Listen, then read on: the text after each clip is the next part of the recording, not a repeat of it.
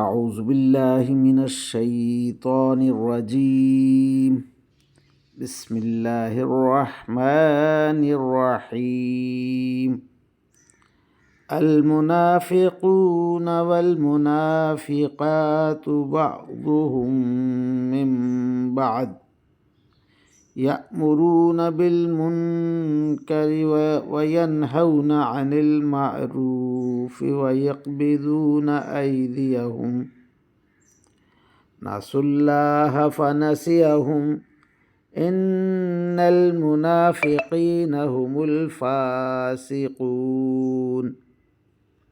وعد الله المنافقين والمنافقات والكفار نار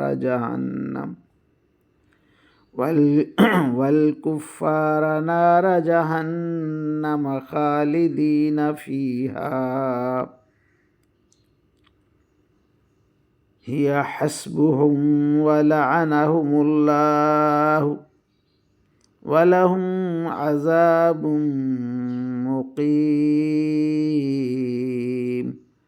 آمنت بالله صدق الله مولانا العظيم وصدق رسوله النبي الكريم ونحن على ذلك من الشاهدين والشاكرين والحمد للہ رب العالمین۔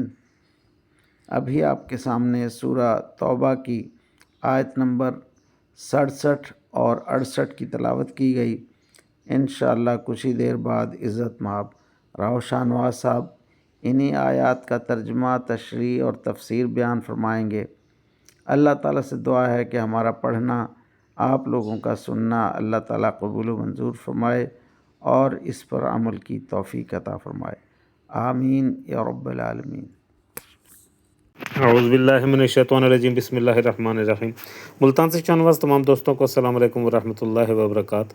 دوستان گرامی، آپ کے سامنے سورہ توبہ کی آیت نمبر 67 اور 68 کی تلاوت کی گئی۔ اب انہی آیات کریمہ کی آسان تشریح ترجمہ مفتی تقی عثمانی کا لکھا ہوا اور تفسیر ابن کثیر سے حاضر خدمت ہے۔ اللہ تعالیٰ قرآن پاک میں ارشاد فرما رہا ہے، منافق مرد اور منافق عورتیں سب ایک ہی طرح کے ہیں، وہ برائی کی تلقین کرتے ہیں اور بھلائی سے روکتے ہیں اور اپنے ہاتھوں کو بند رکھتے ہیں۔ انہوں نے اللہ کو بھلا دیا ہے تو اللہ نے بھی ان کو بھلا دیا، بلا شبہ یہ منافق بڑے نافرمان ہیں۔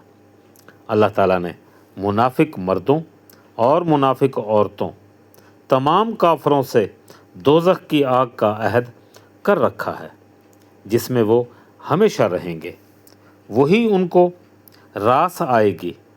اللہ نے ان پر پھٹکار ڈال دی ہے اور ان کے لیے اٹل عذاب ہے۔ اللہ اکبر۔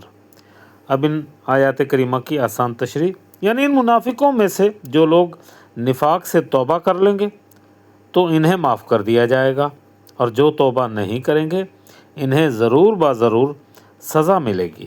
اور ہاتھوں کو بند رکھنے کا مطلب یہ ہے کہ وہ کنجوس ہیں، جہاں خرچ کرنا چاہیے وہاں خرچ نہیں کرتے۔ اللہ اکبر۔ اب ان آیات کریمہ کی تفسیر ابن کثیر سے عنوان ہوتا ہے منافقوں کی چند اور صفات۔ منافقوں کی خصلتیں مومنوں کے بالکل برخلاف ہوتی ہیں۔ مومن بھلائی کا حکم کرتے ہیں اور برائیوں سے روکتے ہیں، منافق برائیوں کا حکم دیتے ہیں اور بھلائیوں سے منع کرتے ہیں۔ مومن سخی ہوتے ہیں، منافق بخیل ہوتے ہیں۔ مومن ذکر اللہ میں مشغول رہتے ہیں، منافق یاد الہی کو بھلا دیتے ہیں۔ اللہ اکبر۔ اس کے بدلے اللہ تعالیٰ بھی ان کے ساتھ وہی معاملہ کرتا ہے جیسے کسی کو کوئی بھول گیا ہو۔ قیامت کے دن یہی ان سے کہا جائے گا کہ آج ہم تمہیں ٹھیک اسی طرح بلا دیں گے جیسے تم نے ان کی ملاقات کو بھلا دیا۔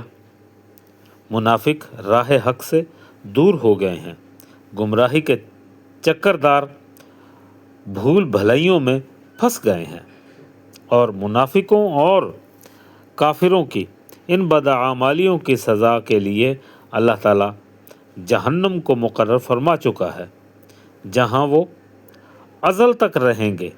وہاں کا عذاب انہیں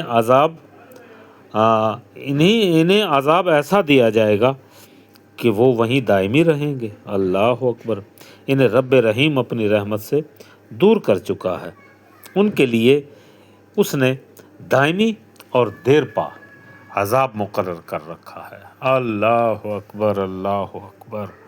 وآخر دعوانا ان الحمد للہ رب العالمین۔